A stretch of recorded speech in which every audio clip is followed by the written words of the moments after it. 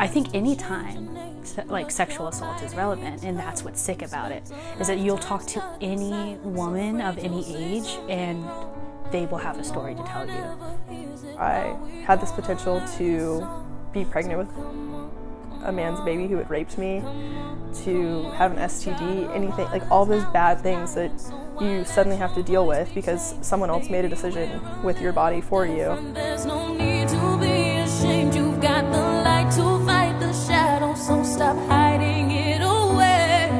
Come on, come on. I grew up with very socially conservative parents. They put a lot of pressure on me as I got older on my clothing decisions, and they were very big on policing what I wear.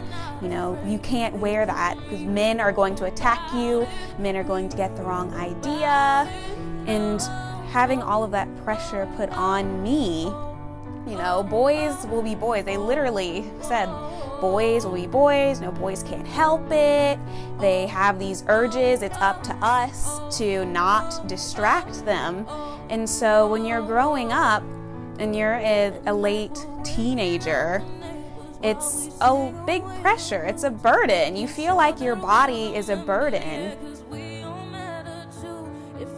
It's just putting a very negative connotation to the body, and it's placing responsibility for men's sexuality on women. So while I'm sure they were well-intentioned, we have to think about what message is that actually sending. You know, people would never say that they're in defense of rape culture. No one ever thinks that they are. But when you think about, well, what was she wearing? If she wasn't wearing that, then he wouldn't have been tempted. If she had self-respect, then she wouldn't wear something like that. You know, slut shaming, that's what's ingrained when we police adult women on what they're wearing with the basis that you're attracting violence from men. I mean, there's no excuse for that. My freshman year of college, I was in the midst of my first really bad breakup, and I went to reach out to a friend, a male friend, and I just wanted someone to talk to and someone to kind of get my mind off the situation. And so I went over there and he got me drunk and just had me do a lot of things I wasn't comfortable with. And so the more we talked, the more he kind of leaned into me. He started kissing me and taking my clothes off, and it was just a really vulnerable time, I think, in my life. First bad breakup, first year of college, I didn't really know how to say no to him, and so it was a lot of nonverbal, where I was kind of pushing back and pulling my clothes back on, and he just kind of kept going. And so it was really uncomfortable for me, and eventually he tried to force me to do sexual acts, and I really was not having it at that time, and I was drunk, and so I just remember repeating no, and I feel like I was almost shouting it, and his roommates were there in the next room, and no one came in to stop him, and no one said anything. Luckily, he did stop and kind of shoved me off and basically made me feel worthless in that moment when I was looking for someone to comfort me. And when I tried to talk to him, he just kind of ignored me. And the next day, he was dropping me off at my dorm, and he said, you know, like, let's not tell anybody about this. I confided in somebody, and I talked to him, and I was talking about this other guy, about how much I missed him and how much I wish I was still friends with him. And he took that opportunity to tell me that he could be just as close to me as that guy was, and I guess I was just like missing one of my best friends, and I took that opportunity, and he's like, we can just cuddle and we can just have a good time and we can be friends like you're friends with him. And so we went to my apartment and we just started watching TV and we started cuddling. And I was really happy in the moment because I was thinking about how much I missed my friend and how we would be doing the same thing. But it like quickly changed, and I realized that like he's not the same person, and it didn't feel right. It didn't feel okay at all. And he made it sexual, which I just don't understand why it had to be sexual. He undressed himself, and I was very uncomfortable because my friend never did that. It was like all this was happening in slow motion, and I was numb to it, and I didn't know what to say, and I didn't know what to do, and I just looked at him as he was taking advantage of me. And I was crying, and he didn't care that I was crying, and he just kept going, and then he left. I was under the impression that girls like me didn't get raped.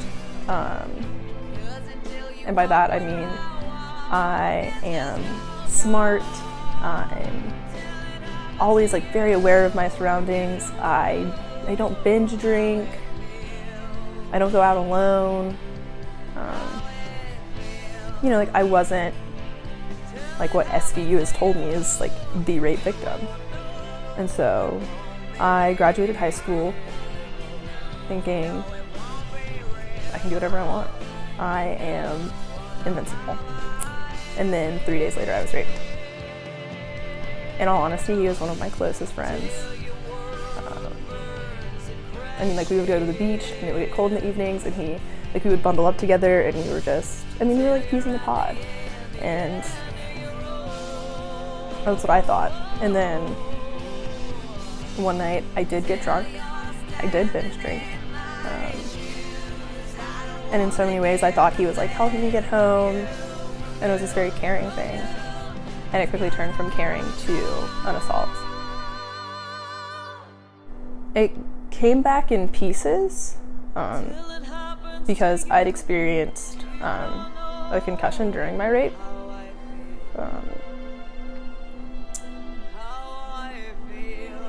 But I can very clearly remember putting my hand on his chest and him not stopping,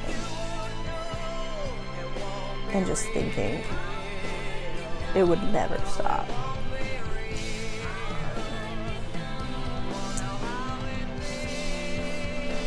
And I just felt so alone and like cold almost. It was almost like everything in my body was ice. It was like I suddenly realized what was happening to me, and I couldn't feel anything. I became incredibly numb.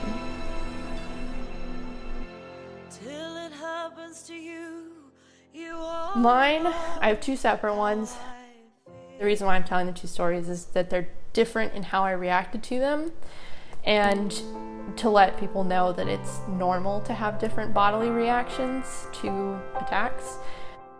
First one happened on campus, in my dorm, and it was a stranger at the time. I'd never really talked with this guy before, and I was in my laundry room studying, waiting for my laundry because you can't leave it unattended, and he came up and he was doing the thing where he didn't have a basket, and you drop a sock, you drop 5 other things, and so I offered to help.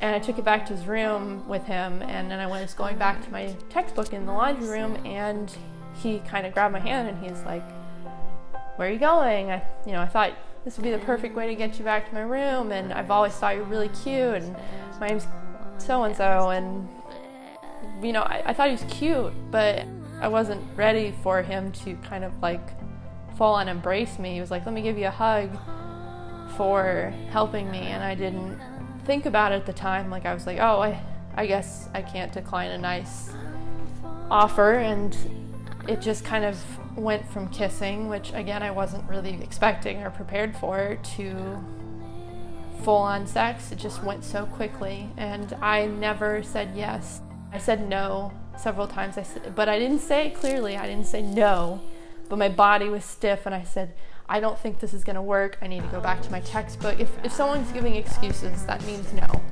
And I didn't say no explicitly, so he didn't pick up on that, but I said, I need to leave. I'm not sure. I don't really know you.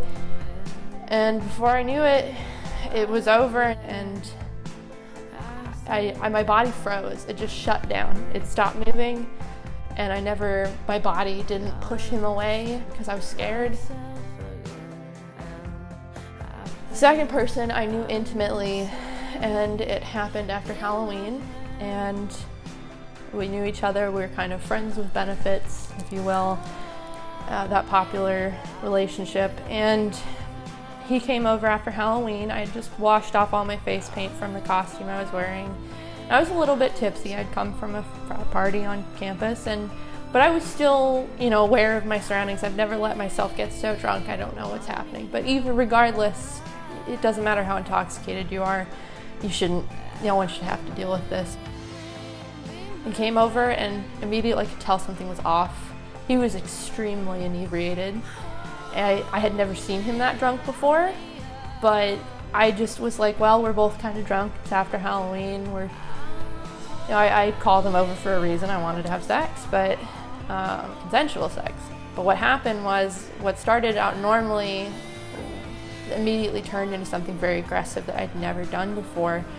And he pulled my hair just so hard. I can remember hearing rips of follicles, and yanked me down to the floor. And I was on the floor crying out in pain because I thought, whoa, this is not what I was expecting. I know my responses are delayed, but I never once consented to this. And it was pulling just so hard. I could feel my head completely twisting on my neck while it was being pulled against the floor. And he was kind of muttering things like, I know you like the pain, and I know you like this.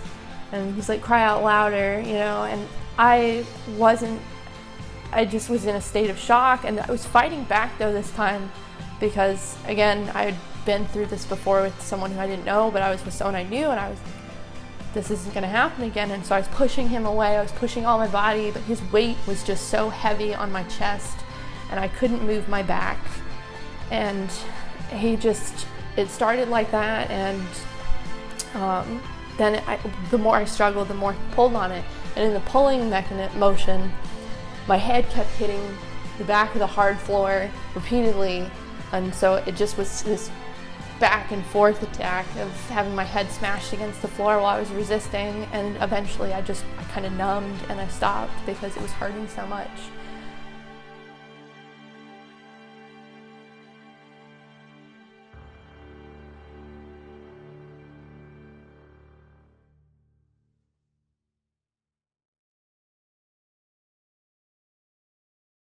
I just sat there and I just kept crying, and I kept crying. He would text me as if it was mutual, as if it was fine, and he would try to hang out with me as if we were friends, and I would hang out with him to make myself feel like that's not what happened. I told myself that we just had sex, and if I kept hanging out with him, then it would make it seem like we just had sex, and I wouldn't ever have to talk about it again. But I never wanted to have sex with him, and that made me feel disgusted. I hated looking at him, and I hated being around him. He realized that I wasn't going to do it with him again, and so he stopped talking to me. And I really try not to think about it. I didn't think about it for the longest time, but it is a part of me. I don't feel the same. I feel bad because I distanced myself from it. I tried to act like it didn't happen. It was still a huge part of my comfortability, how I feel in my body. I feel like I don't know how to be really intimate with somebody, because there was this line that was crossed, and I just don't know how to go back there. I went into most of my relationships with guys in that perspective, that I had to harden myself and act like this isn't important. Like my first boyfriend and then everybody else after, it was just a numbing feeling. They want to touch you, and then it's you let them touch you, and it's like you don't feel it anymore. I don't feel anything anymore. When he stopped, I put clothes on and I took a hot shower. The next 48 hours following that, it was a blur. And I don't think I had ever even considered the fact that I was raped for probably another week. Because like, no one talks about rape. No one talks about what it's like to be raped, who can be raped, who rapes people. I mean, I knew him so well. I didn't think that it was possible that he could have raped me. Like in my mind, life was just a really bad dream for that moment. No one ever talks about that aspect of rape, about what happens after. I didn't talk about it. I didn't tell people about it. I didn't know who I could tell about it.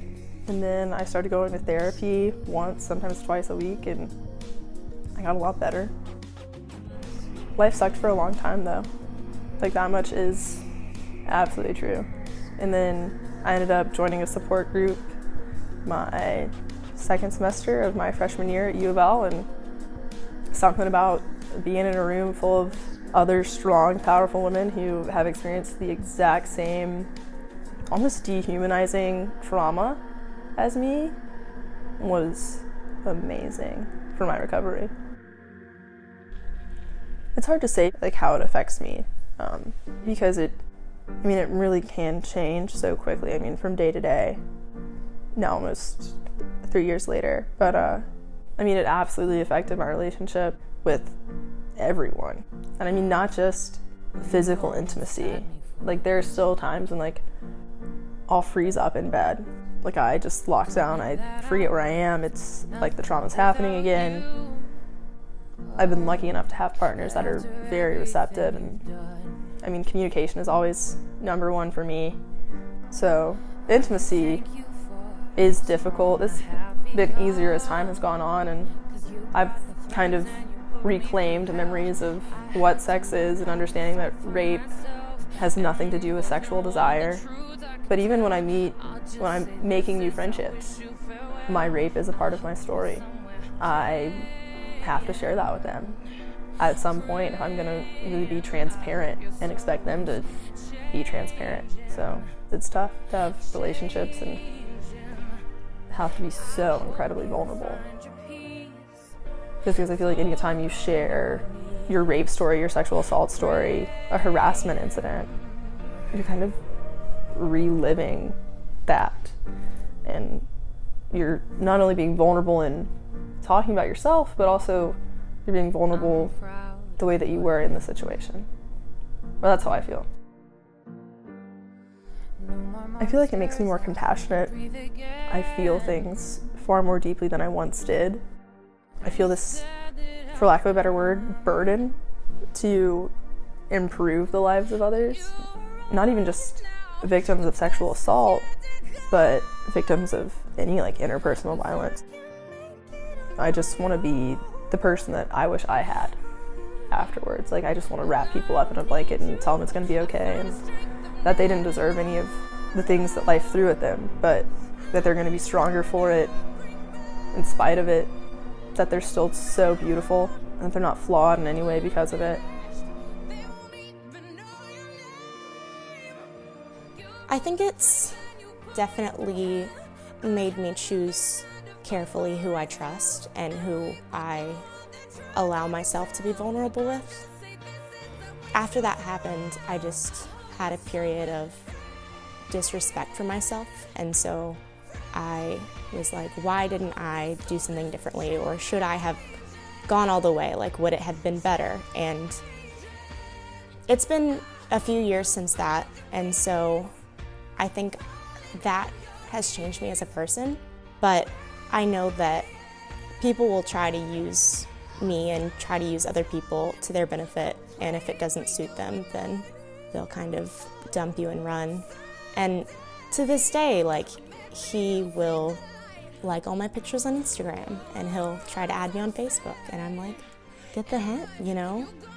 So, I don't know. I feel like in that case, it doesn't affect me day to day, but it's definitely something in the grand scheme of things that it hurts. At that time, I entered a lot of like almost sexual relationships that I didn't need to be in and I didn't feel any value for, but because I had really low self-esteem, that was a good way to sort of boost me in that moment and kind of have momentary bliss from one person at a time. I regret doing that, but I feel bad for other people who never overcome that. It happened quickly. He finished, and then he rolled off of me and just kind of passed out on the floor drunk without any pants on. And I was in my own apartment. I lived by myself in that apartment, and I just know that I kind of was in this state of shock, like the room was spinning. And I beat myself up for it, but I went to go to the shower and I washed it all off because I was so ashamed, and I shouldn't have, because then that would have been evidence against him, but I didn't do it. And I just remember that I could pull out chunks of hair and there was blood coming off of it. And the next morning, he acted like nothing happened. He emotionally manipulated me to think that nothing actually happened. And we had consensual sex. I don't even know how to describe it. Like guilty consensual sex.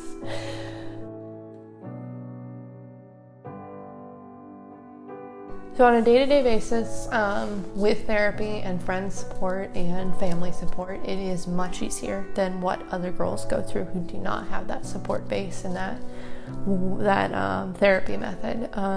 It still comes back in flashes, definitely affects your intimate life, but if you find a partner who's willing to work with you and get through it and is understanding of consent and boundaries and what is okay, and you let yourself feel loved, it works much better and you can recover little by little. And you'll have step backs where you think you've made much more progress, it doesn't affect you anymore, or still does. Like right now, I just cried and I thought, after a year plus of therapy, I'm good to go, and still, will affect you. It's still deep, it takes time, and you'll probably never fully recover, but you can get to a good, happy point.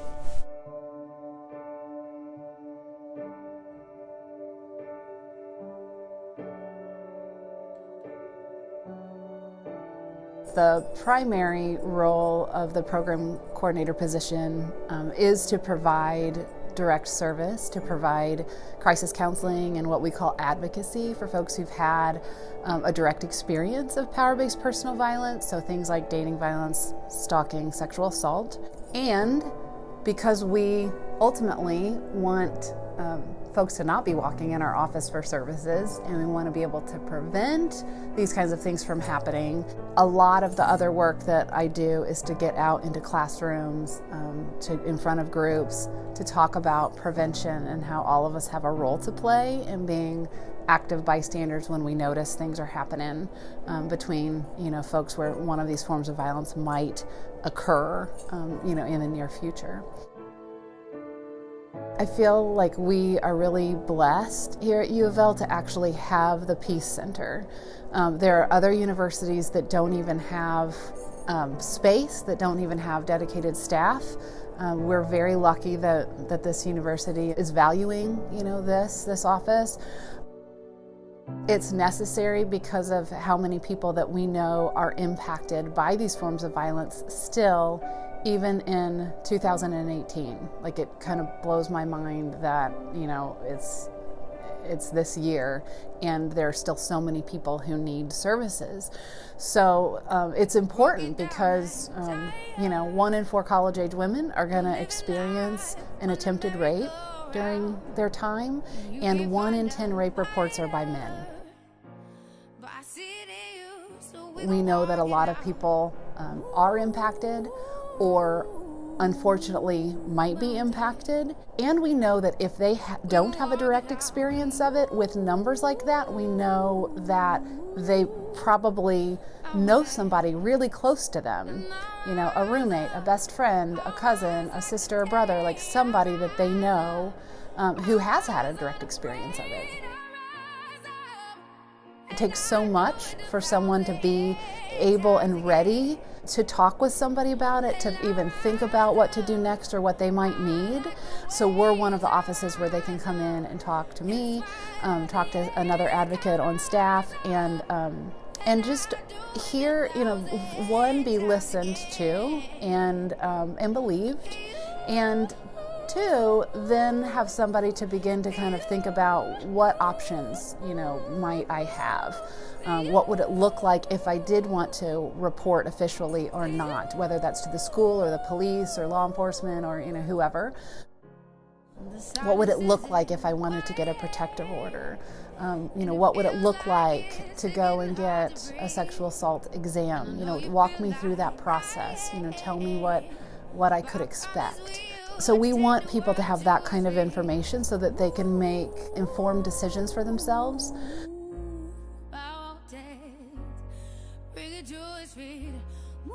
I'm tired of this happening. I'm tired of this happening to people. And what I'd love to see happen is those numbers to not be so prevalent. And so half of the work that we're doing is trying to be in conversations and educate folks about, you know, what do you do if you start noticing, you know, one of those red flags, or you're seeing something go down, or you're even not exactly sure what you're seeing, but it's making you uncomfortable and you're worried about it. You know, what could you do in those moments as a friend, as a roommate, as a classmate, you know, you can fill in the blank, you know, but what could you do so that ideally, if all of us are doing something, then maybe another act of violence won't happen. At the end of the day, I want to try to figure out what can we do in this community so that it's less likely that that could happen to them. I think it happens so often because we as a culture have tolerated it. I think that we've said that it's not our business, that, you know, you got into that relationship and we told you that it was bad, or, you know, you went to that place and you knew that maybe some questionable things were going on, and so we kind of tolerate behavior that is not healthy and is not respectful. I think it goes on because we as a community, and when I say that, I'm not just talking about U of L, I'm talking about like just culturally in our country, every country, you know, across the world. I mean, I think that we've said it's okay that this kind of stuff happens and we're going to turn a blind eye to it. I think the interesting thing is and I see this and hear this the most when we're doing, you know, having conversations in classrooms or with groups and we're talking about this. Most people, when they go to think about someone that they really love and care about, when they imagine that person potentially being in harm's way, nobody wishes that on somebody that they love and care about.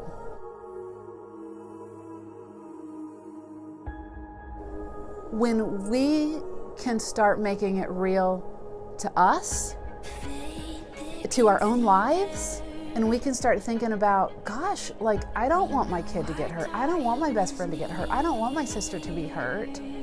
And we care enough that this issue matters to us, that's then when we're willing to, even if we don't exactly know what's going down in front of us at a party or in the hallway or wherever, what we then will do is we come back to that feeling of like, man, I don't know that person over there, this is kind of sketchy, but the bottom line is I'm gonna feel really bad if I go home and I didn't do something. Because if that were my sister, or if that were my daughter or my son, and everybody just walked by, that would kill me. I think we haven't figured out yet. I think we're doing it. We've got actually some really good signs of some things that are working to bring these numbers and these statistics down. And it all starts with connecting people to this issue, of making it personal to them, letting them see themselves and the people that they care about right there in harm's way. And that's not a fun thing to do. I hate doing it. I hate thinking about like my kid about to be assaulted.